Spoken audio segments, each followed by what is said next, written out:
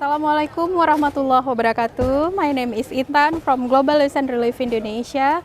Alhamdulillah, today we already here in the location of the Ramadan food package donated by Muslim Health Fund. Inshallah, today we will deliver 550 food package for the poor and du'afa families in 49 different villages in Indrajaya district.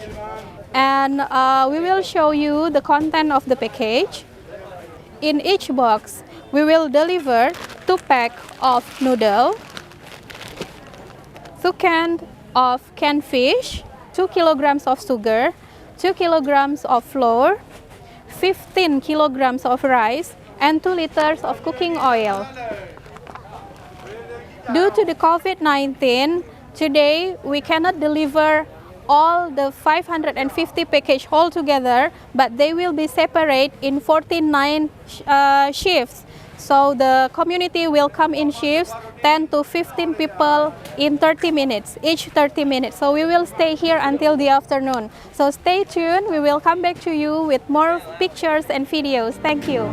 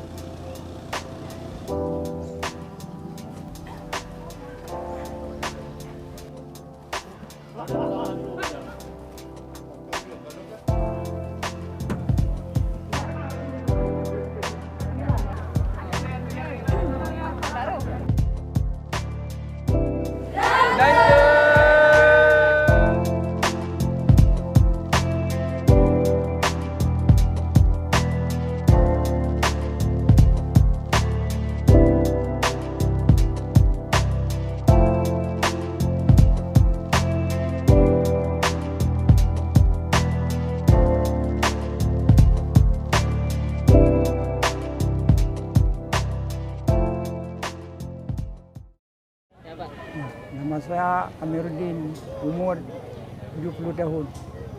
Terima kasih donatur. Semoga panjang umur. Ainan Marliah. Ainan Marliah, umur?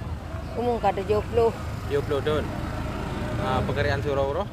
Hana kerja ngena jauh belang bagau ana belang na. Belang roh hana. Hana bacut dah. Padon roh nane mian.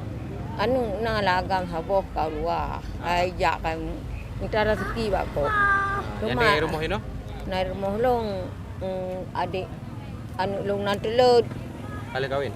Ni kawin kali hana kerja sih. Covidnya pernah bantuan? Hana pegalo atai bi kanto na kalau kanteng tai bi kanto peng retuk na. Lain tani bi thap pegalo.